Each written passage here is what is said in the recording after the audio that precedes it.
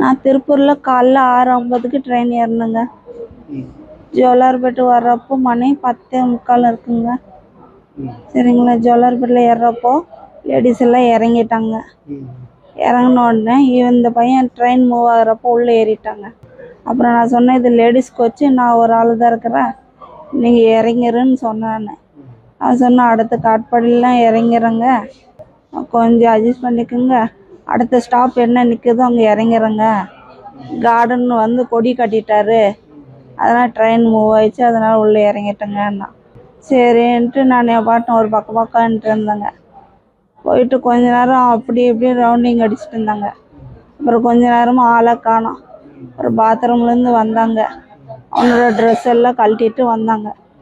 வந்த உடனே என் ட்ரெஸ்ஸு கழட்டுறதுக்கு பார்த்தாங்க.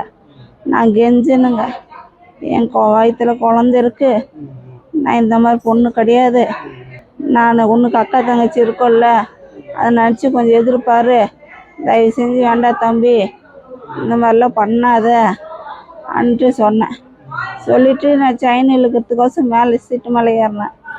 ஏறினதுக்கு அவன் தலைமுடி பிடிச்சி தாத்தான்னு அடித்து, அப்புறம் நானும் என்னால் முடிஞ்ச அளவுக்கு அவனை அடித்து செஞ்சதுக்கு சரி பாத்ரூம்குள்ளே போயிட்டு லாக் பண்ணிடலாம், லாக் பண்ணிவிட்டு பாத்ரூம்லேருந்து செயின் இழுக்கலாம் நினச்ச உடனே அவன் என்ன பண்ணா, போட்டு தர இழுத்துட்டு இந்த கம்பியை படிக்கட்டான வந்து 2 கையும் கெட்டியமாக பிடிச்சிட்டு இருந்தேன். நான் கீழே விழாத அளவுக்கு அவனே அடிச்சுட்டு நானும் கெட்டியமாக பிடிச்சிருந்தேன்.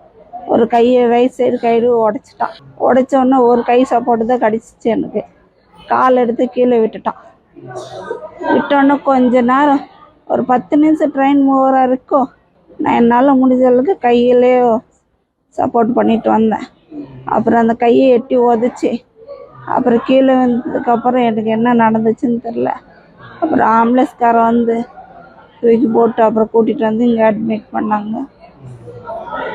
இதுதான் நடந்ததுங்க. எனக்கு அங்கே எந்திரிச்சு உக்காந்து என்னால் உக்கார முடியலங்க. இந்த தலையிலேருந்து அப்படியே ரத்தம் அந்த சதெல்லாம் கொட்டுச்சுங்களா, எனக்கு அதை பார்த்து மயக்கமாகி போச்சு. அப்போ ஆம்புலன்ஸில் ஃபஸ்ட்டு இது பண்ணாங்க. அப்போ கொஞ்சம் தெளிவாச்சுங்க.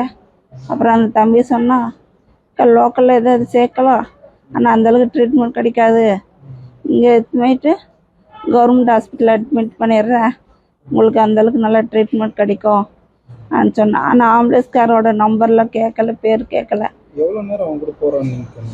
அவங்க கூட போகிறான்னு ஒரு 1/2 மணி நேரம் இருக்குங்க. 1/2 மணி நேரம் ஒரே சண்டை போட்டோங்க அவன்கிட்ட. ஆன் பண்ணிட்டீங்க. எனக்கு நடந்த மாதிரி வேறு யாரும் பொண்ணுக்கு நடக்குவாருங்க. அவனுக்கு முடிஞ்ச அளவுக்கு ஏதோ ஒரு தண்டனை வாங்கி கொடுங்க, சரிங்களா? இப்போ வெளியே வந்ததுனால இப்போ நானே 3ஆவது ஆகிப்போச்சு. இன்னும் அடுத்த பொண்ணுக்கு நடக்காதுன்னு என்ன காரணம் இருக்குது?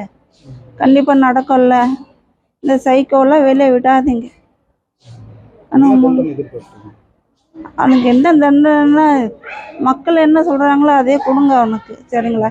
என்னால் முடிஞ்ச அளவுக்கு என்ன சொன்னால் ஆயுள் தண்டெல்லாம் கொடுத்துருக்கேன். அவன் ஸ்டேஷன்லேருந்து ஜெயிலேருந்து வெளியே வரக்குவார், சரிங்களா? இந்த மாதிரி ஒரு பசங்க நிறைய பேர் ஆகிட்டுக்கிறாங்க. பொண்ணுங்களுக்கு பாதுகாப்பே இல்லாமல் போயிட்டுக்குது, சரிங்களா? ட்ரெயினில் பாதுகாப்பு கிடையாது, நடந்து போகிறப்போ ஒரு பாதுகாப்பு இல்லாமல் தான் போயிட்டுருக்கு. அதனால் இந்த மாதிரி ஆளுங்களாம் விடாதீங்க.